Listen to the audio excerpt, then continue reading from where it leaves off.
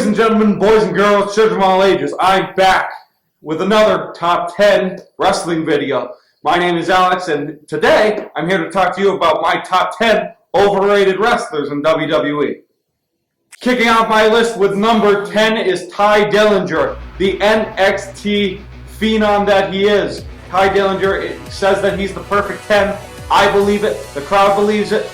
Even the people in the locker room believe it. But WWE seems to not believe it because they're not using him correctly, in my opinion. He's in a feud with Sanity at the moment, which is really good, the way that they're doing that. But, you know, he seems to be running in place, and they need to change it up with what he's doing. Maybe have him join Sanity in the near future. We're going to see how that one works out. Number 9 on my list, he throws great fiestas. He's another NXT superstar. It is No Way Jose. No Way Jose has helped Ty Dillinger, who was number 10, helped Ty Dillinger with Sanity over the course number of weeks, past number of months, and it's really working out. You know, they have a little bit of chemistry. They would work well as a team, but again, Sanity's numbers game is just too much to bear. Now, they need another guy, and hopefully they can find that guy that mixes in with that system. At number 8 is Andrade Cien Almas. He is very cocky. He says that he's there to make a difference.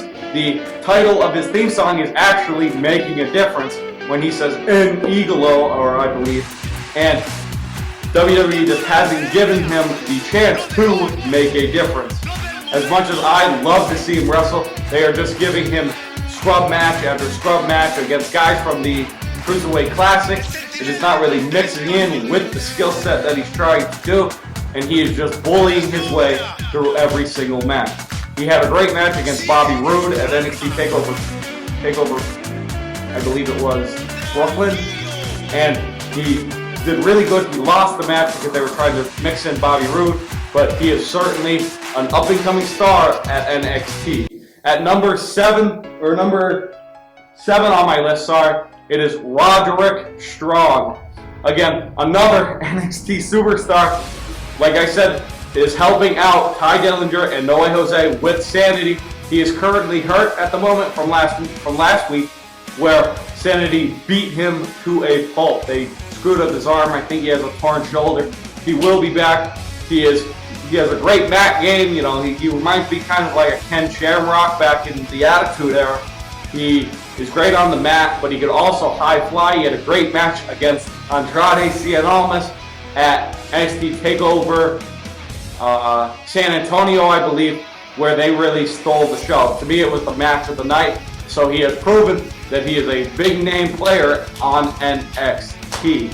At number 7 on my list, it is Luke Harper, former member of the Wyatt family. Luke Harper is the real deal. He had a great match against AJ Styles for the number 1 contendership. He lost, but he is really coming into his own here and making, waves as his own kind of person. It is really working for him, and I'm glad to see him get the necessary push that he needs. At number 5 on my list, it is Heath Slater, another SmackDown superstar.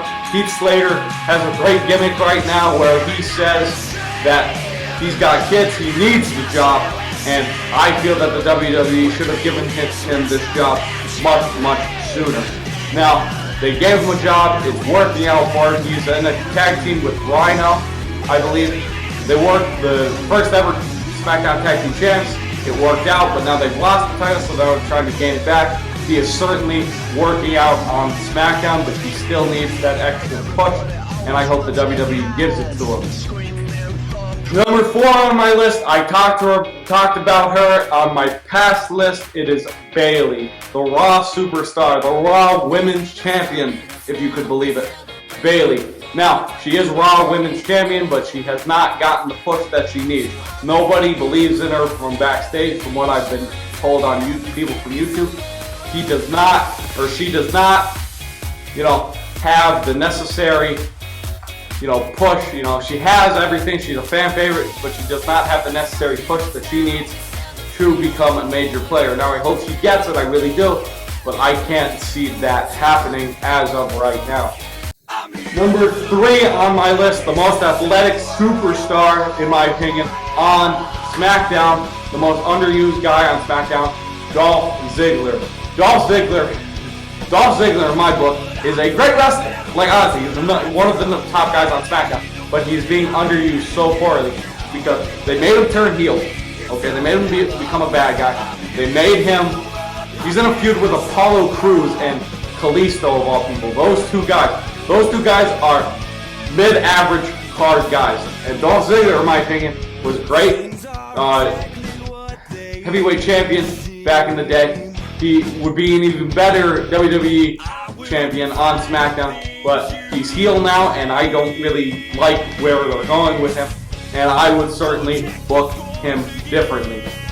Number 2 on my list is the most underrated guy on Raw at the moment, Cesaro.